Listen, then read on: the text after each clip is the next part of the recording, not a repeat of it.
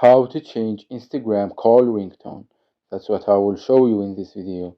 But before we begin, make sure to subscribe to the channel and ring the bell to get notified whenever a new video is posted. With that said, let's get started. So the process is very easy and simple. Just follow these steps. Go ahead and open up your settings. And once you do that, navigate to your apps manager,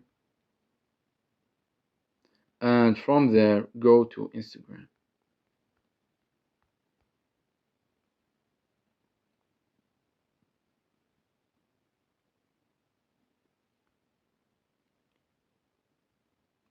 Once you are on the Instagram section, click on notifications, and from there click on Instagram direct chats. And on this page right here you will see a option that says sound. Click on it, and here you will find a bunch of sounds that you can use as a call ringtone. So go ahead and click on any one of them, and once you do that you will see that the feature or option sound has been changed to the sound that you've chosen. It's that easy and simple. So that was it for this video.